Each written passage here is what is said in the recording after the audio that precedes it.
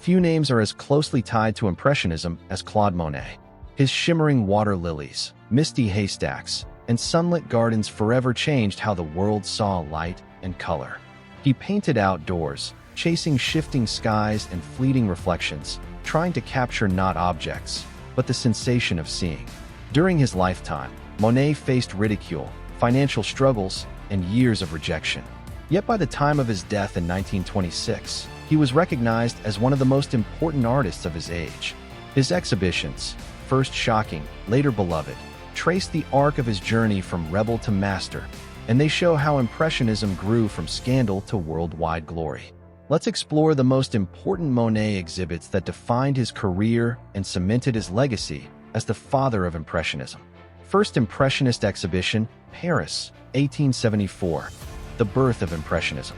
In April 1874, Monet joined a group of independent artists, including Renoir, Degas, and Pissarro, to stage their own show outside the official Paris Salon.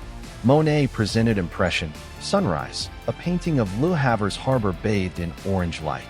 A critic sneered at the title, calling Monet and his peers Impressionists as an insult. The name stuck. To many, the works looked unfinished, like sketches rather than polished paintings. But others recognized a revolution in the making. This exhibition marked the birth of Impressionism, and Monet's painting gave the movement its name. What began as ridicule would, over decades, turn into admiration. Second Impressionist exhibition, Paris, 1876. Growing confidence. 2 years later, the Impressionists staged another group show, and Monet contributed over a dozen works, including La Gare Saint-Lazare, a dazzling study of steam, smoke, and light in a Paris railway station. The exhibition showed the group's growing confidence. Monet's fascination with modern life and fleeting effects of atmosphere made him stand out. Though critics still mocked, supporters began to grow. Collectors started buying, and Monet's style developed into the powerful language of light that would define his career. Monet's Haystacks series, Galerie de Randrouille, Paris, 1891. By the 1890s, Monet had established himself as a leading artist.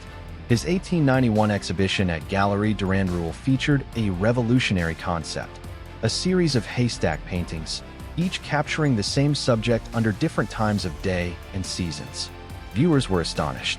Instead of depicting one definitive image, Monet revealed how light itself transformed reality. Morning frost, golden sunsets, and violet twilight all turned humble haystacks into luminous monuments. This exhibition proved Monet was not just an impressionist, but an innovator of serial painting. It also helped secure his financial stability, as wealthy collectors eagerly purchased his works. Rouen Cathedral Series, Paris, 1895. Monet continued exploring series paintings with his Rouen Cathedral works. Exhibited in 1895, these canvases depicted the cathedral facade in different lighting: sunrise, midday, mist, and dusk. The show dazzled critics.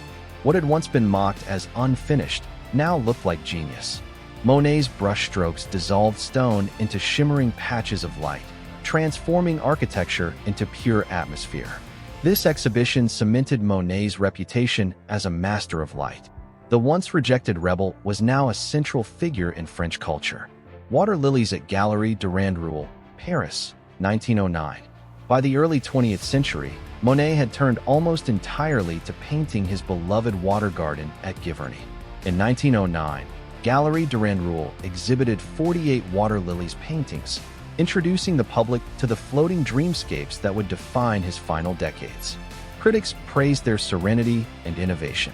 Instead of focusing on horizon lines or fixed perspectives, Monet painted surfaces of water, reflections of sky, clouds, and trees dissolving into color. The 1909 show revealed that Monet's late work was not a retreat into private gardens, but a bold exploration of abstraction decades ahead of its time. Musée de l'Orangerie, Paris, 1927. The Water Lily Rooms. In the final years of his life, Monet donated enormous water lilies panels to the French state. Installed in the Musée de l'Orangerie in Paris in 1927, these immersive works covered the walls of 2 oval rooms, surrounding viewers in endless pools of light and reflection. Monet had called them his great decorations. Visitors stepping inside felt transported into his Giverny pond, enveloped by water and sky. Though unveiled after his death, the Orangery installation became one of the most iconic exhibitions of the 20th century. Today, it remains a pilgrimage site for art lovers from around the world. Posthumous retrospectives: Paris, New York, London. After Monet's death in 1926, major retrospectives celebrated his career. The 1927 Orangery unveiling was followed by large surveys in Paris, London, and eventually New York. In America, exhibitions at the Museum of Modern Art in the 1950s and 1960s presented Monet not just as an impressionist, but as a precursor to abstract expressionism. Painters like Jackson Pollock and Mark Rothko admired his immersive late works, seeing in them the seeds of modern abstraction. Monet was no longer just a French master.